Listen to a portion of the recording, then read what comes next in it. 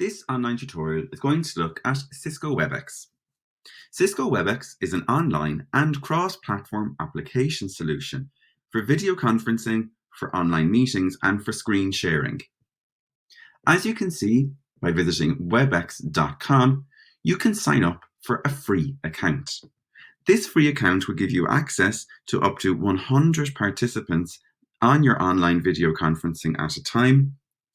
It also allows you to engage in an online video conference for up to 40 minutes. This time limit has of course been lifted in the current circumstances at this time, and you now have unlimited time available for the present. It will also give you access to an unlimited number of meetings. So I'm going to go ahead and sign in because I have an account on my Webex meetings.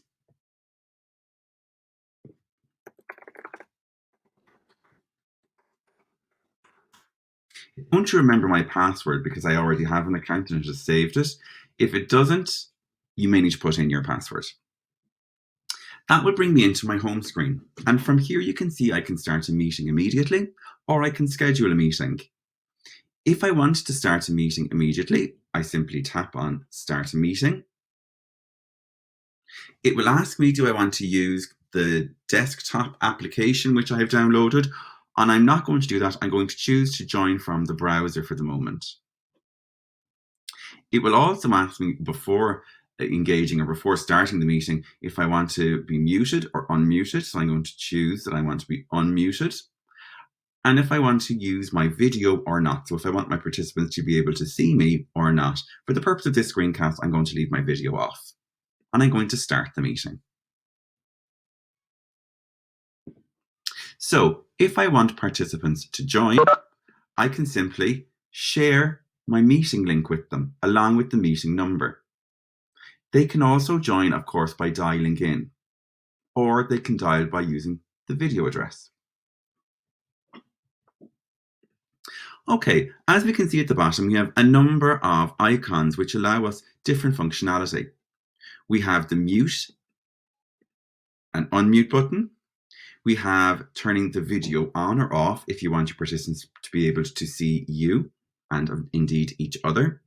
We have our share content function, which is very, very useful. If, for example, I'm a teacher and I am engaging with my students in an online lesson, I can choose to share my screen simply by tapping on the icon, tapping on screen. I can share my entire screen, tap on share. And then I can choose which tab. So at the top, as you'll see, I've sourced a lesson on the Beatles on skullnet.ie, which another teacher has kindly uploaded. So I'm going to use that to engage in a lesson with my students. Perhaps I'm teaching the topic the 1960s at the moment and societal change during that time. So I can come in, I can make my presentation full screen, I can play, and I can be describing to the students what they're seeing on the screen at the time and working my way through my presentation, through my lesson and through my content with them in this way. I can then choose to stop sharing at any time just by simply tapping on Stop Sharing at the bottom in the center of my presenter screen.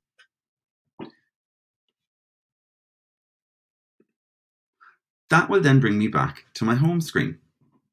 From here, then, the next function over allows me to record the meeting. So simply by tapping on Record Meeting, I can tap on Record.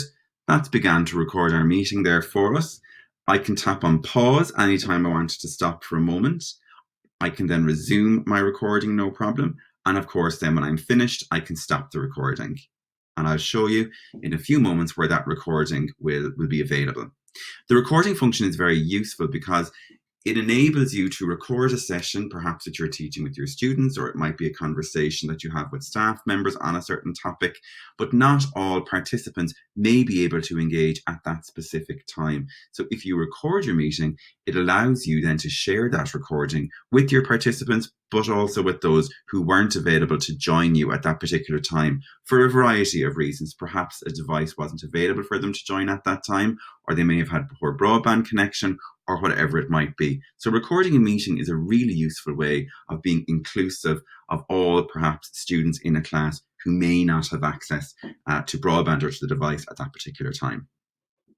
The next icon over is for participants. So by simply tapping on that, a list of my participants will appear here in the pane on the right-hand side of my screen. The chat function is very useful. Here, students can type a question and it will appear on our screen. What students can do, they can ask their questions as I'm presenting, like we saw, perhaps it was the Beatles presentation that I'm presenting, and students may have questions as I progress. They can type their questions as we go, or perhaps afterwards, and of course then they'll be able to get feedback on those questions from the teacher and a discussion can ensue. So in that way, we're able to engage in feedback in a meaningful and effective way. The next icon over has 3 little dots. Here there are a number of features, perhaps not as used more as often as the other features that we've looked at. You can lock your meeting. Once you lock your meeting, nobody else would be able to join. And that's just a nice security feature. There are some participant settings that you can do. So perhaps you can mute your participants on entry, which is a useful one to have so there isn't too much noise upon entry. And you'll have heard a tone there when I typed in my question. So, and of course, when I joined. So that's a tone that you hear when people join and exit. You can, again, choose to turn that on or turn that off. And of course, there are a variety of other aspects that you can look into there in that particular setting. Once I'm finished with my meeting, I simply tap on the X. I'm going to tap on End Meeting. And what's important is this will end the meeting for all participants. So no students will be left unsupervised in a meeting if I'm a teacher who's engaging with students at the time. So once I end the meeting, it's going to bring me back to my home screen again. Okay, if I did record the meeting, it would appear in this section over here at the side. Now I'm going to look at how to schedule a meeting. So I'm going to tap on Schedule Meeting. I'm going to give the meeting a name. We're going to call it Test 2, because I have Test 1 already. I can choose to either use the password that's here, or I can come up with my own passwords as well. I choose then what date and what time. So perhaps this is a meeting for a little later on today. And the duration, maybe this is going to be a little shorter than an hour, perhaps 45 minutes. If this is a standing meeting that I want at the same time every week, I can choose that here in the Recurrence tab. Before I tap schedule, I can invite participants at this point if I want using their email addresses, but depending on the number of students and the number of staff members or the number of participants that you're engaging with, that mightn't be possible. And that's okay because we can just share a link. So we're going to schedule that meeting. As you can see, the meeting information has now been generated, so we can share the meeting link or the meeting number along with the password with our participants to access our meeting. Let's now navigate back to the home page. If I did choose to record the meeting, over here on the left-hand side in my recordings section is where that recording will be housed. As you can see, I have one recording there, and the one that I've just tapped will be generating and will be situated there for me. And of course, then I can go into my recording, I can download my recording, and I can share my recording as well. Very, very useful and very, very easy to share that with students. I have, of course, access to change various preferences on my own personal room. So I can change the name, perhaps, if I want. I can change the room link, audio and video. So again, that entry and exit tone, you can change that. You can change particular phone numbers. Again, possibly not one of the more visited areas that you'll have. Your scheduling, you can choose to change some of the features in terms of your scheduling also. For example, you can automatically share the recording when it's available after the meeting with the participants. And of course, you can look at the various options that you have there in terms of recording. One nice one being, of course, content only, where no participant video is recorded. It's just the content that was shared on the screen by the teacher. A support section will give you access to an address that you can contact if you're having any difficulties. The download section is quite useful. Here is where you'll be able to download the Cisco Webex Meetings desktop app, which I have myself, but I've chosen to use the browser version for this presentation. You have your productivity tools. You can download your mobile app from here. And again, you'll see it's cross-platform. Your Google Chrome extension can be downloaded from here.